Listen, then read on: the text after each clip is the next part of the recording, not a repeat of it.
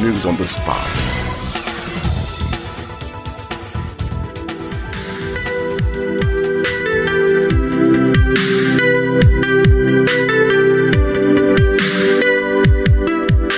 Sebuah tenda berdiri di halaman SMP Negeri 1 Surabaya. Di dalam tenda itu terdapat beberapa kotak kardus yang bertuliskan berbagai jenis bahan pokok. Ada bertuliskan minyak goreng, gula, beras, mie instan, uang, dan bahan pokok lainnya.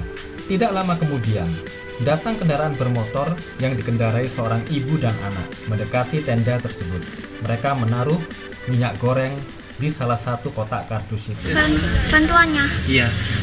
seperti mie, terus gula, minyak sama mie.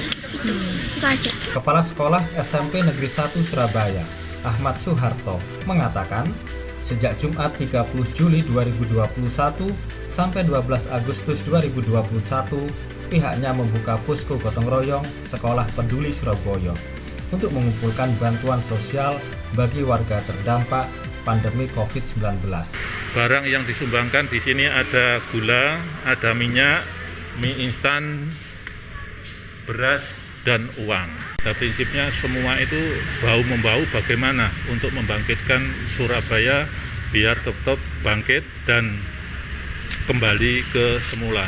Suharto menambahkan, orang tua siswa, pelajar, maupun guru di sekolah tersebut secara drive-thru bisa memasukkan beras, uang, mie instan, atau minyak goreng ke kotak kardus yang sudah disiapkan.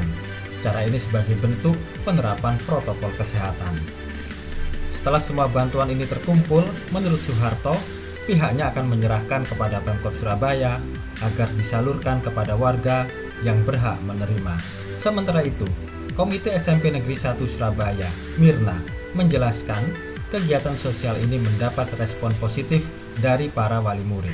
Dari sekolah SMP 1 dan juga semua wali murid, termasuk dengan komite, juga para guru, semua dan juga anak-anak didik juga itu tergerak hatinya untuk juga peduli tentang Surabaya ini karena dampak-dampak dari pandemi ini ya gitu. Jadi dari situlah kami tergerak dan kami mendukung program ini dengan baik.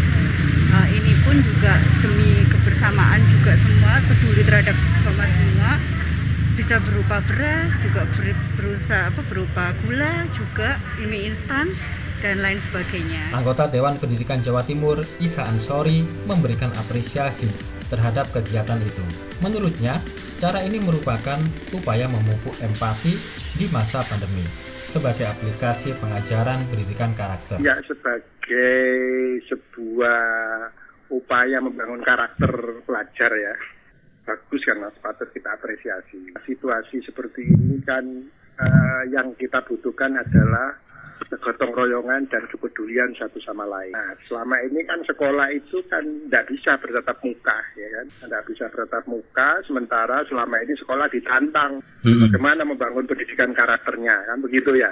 Nah, dengan cara ini sekolah menunjukkan bahwa pembangunan karakter masih tetap bisa dilaksanakan ya kan, meskipun proses belajarnya secara daring. Bisa menambahkan, kegiatan ini patut ditiru oleh semua sekolah, tidak hanya sekolah milik pemerintah, namun juga sekolah yang dikelola oleh pihak swasta. Bila perlu, Dinas Pendidikan Kota Surabaya mengeluarkan surat edaran, namun sifatnya tidak memaksa. Iya, menurut saya ini mestinya harus gini, menjadi instruksi ya kan, menjadi instruksi resmi. Tapi tidak memaksa ya kan. Gini, dari Dinas Pendidikan mengeluarkan surat edaran ya kan, menghimbau kepada wali murid dan orang tua ya kan, punya kelebihan rezeki untuk bisa membantu saudara-saudaranya yang berkebutuhan, yang membutuhkan. Nah, bantuan itu kan sebetulnya bisa dipilah-pilah kan Mas ya. Kan ini kan semuanya diserahkan ke pemerintah kota ya kan. Menurut saya kan ada di keluarga besar sekolah itu kan juga ada yang mungkin membutuhkan ya kan, sehingga bagian dari kepekaan terhadap sesamanya, temannya, keluarga besar SMP bersangkutan ya kan, menurut saya itu juga perlu dilakukan. Menurut Isa, cara ini juga bisa menjadi indikator capaian pengajaran pendidikan untuk sekolah dan Dinas Pendidikan Kota. Isa juga mengingatkan supaya tetap menerapkan protokol kesehatan terhadap kegiatan ini. Bisa diatur jadwalnya per kelas supaya tidak menimbulkan kerumunan, tetap memakai masker, cuci tangan, dan menjaga jarak. Sumbangan itu kan tidak mengumpulkan massa ya. Mereka menyediakan box ya kan, dan kemudian ada juga yang membuka rekening ya kan, kalau memang bantuannya berupa uang, kemudian ada yang berupa barang, mereka sediakan box-box itu. Nah menurut saya supaya tidak terjadi kerumunan tetap protokol kesehatan harus dijalankan ya kan.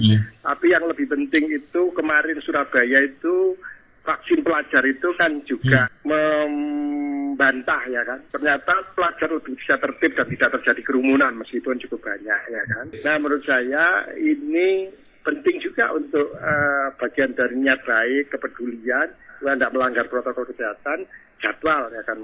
Nah, menurut saya bisa diatur ya kan. Itu kan sudah ada kelasnya, kelas sekian sampai sekian, jam sekian sampai jam sekian, misalnya seperti itu. News on the spot.